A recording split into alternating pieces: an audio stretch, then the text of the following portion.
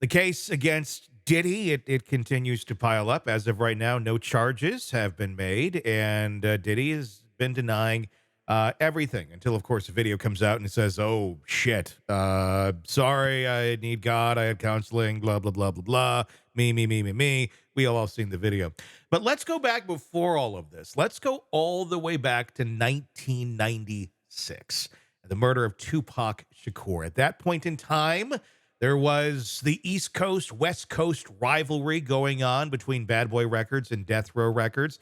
A lot of it was, it was for almost entertainment, it seemed, until Tupac got shot. And then Biggie got shot.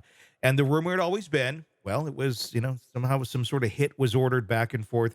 But unfortunately, nothing ever got that far. However, in the last year, Dwayne Keefe D. Davis has been charged with the murder of Tupac after bragging about being in the car, after bragging about ordering the hit on Tupac. But he's also said in many times, and the name does come up in the affidavits, Diddy, that Diddy had put something out there, $1 million bounty, basically on the head of Suge Knight and Tupac Shakur. All these years later, all the stuff coming out about Diddy seem a little more plausible.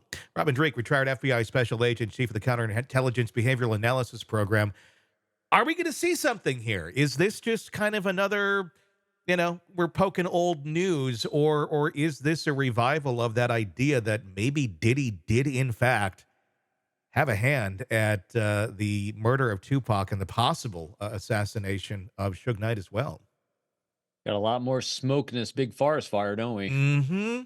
And therein lies the challenge. More smoke, more smoke, more smoke. And we know it's a forest fire, but we can't seem to keep snuffing it out. And I think one of the challenges that they're going to have on this one is what the challenge has been the entire time is getting people, one, that are credible, having gang members tell a jury that they did something, okay, and even getting multiple gang.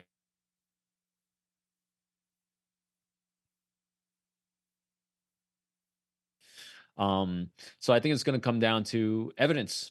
Mm-hmm. People have got to give hard evidence on this one in order to actually get the fire to justify the smoke. Because without good hard evidence, I think they're going to keep. Because the other thing too is you're going to have people that heard confessions, saw confessions, knew something was going on in law enforcement.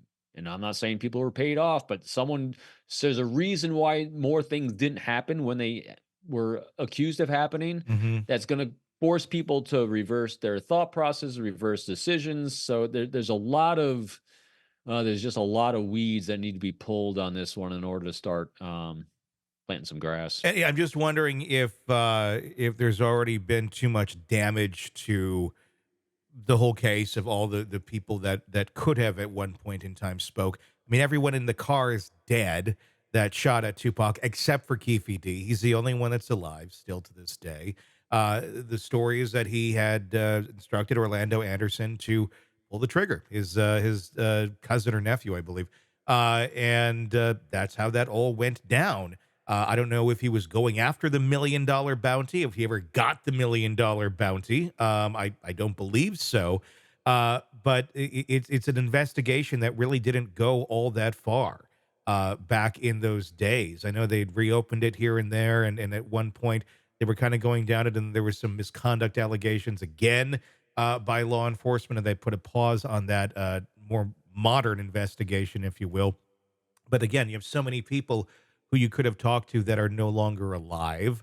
Um, you have some investigators that have some questionable history. Is there just too much? We're talking about smoke, but is there too much mud in the water here to ever really get an answer, or do we already know the answer? That well, we know who shot, but we don't necessarily know where that came from. And are we ever going to connect those dots back to Diddy, other than Keefe D saying, "Yeah, I did it because of this." So I have a guess. My guess is that, like you said, the water is so muddy and so convoluted, and the credibility is so all over the place. But people, have the court of public opinion, which is probably convicting him on this point. But what I've seen in past in situations like this, in cases like this, is I think we're going to probably see some money laundering charges or something financial here. Hmm. Because if you when you have a convoluted case where you have a potential murder charge and things like that, and you have this kind of evidence and this kind of a shaky credibility, generally there's a lot of other things going sideways in someone's life. Mhm. And since you're dealing with a lot of money, a lot of people, and also, and if you're talking claims of being having payoffs and hits and things like that, that takes money laundering Yeah. to let those things happen. So I'm guessing that they're not just focusing on all the smoke around the assassination potentials here that happened and the murders, but they're going to focus on the more hard evidence that'll be easier to track and uncover, I think, on the money side. If we can find that, I think that's probably the only path we have. If we can find I think a so too. path of money from Diddy uh, to Keefe D or to someone uh, that was transacted shortly after the murder, then you might have a case here. It's just a matter of, can we find that? Is that out there? How did they launder it? Is it something that was trackable or traceable? Um, I mean, speak to that. I mean, are there that many years ago? We're talking almost 30 years ago now. So that Ho it's gonna take people. Yeah. And I think at this point, since the house of cards is crumbling a little bit and people are talking, what they're doing is they're getting a little nugget here. And so what's really good is even a nugget from a former gang member or a gang member about how they got this or where it was dropped or who said this.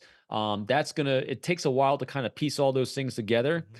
But what's good on that is the credibility of the gang member doesn't even matter for the jury. It's like, all right, here's the money flow.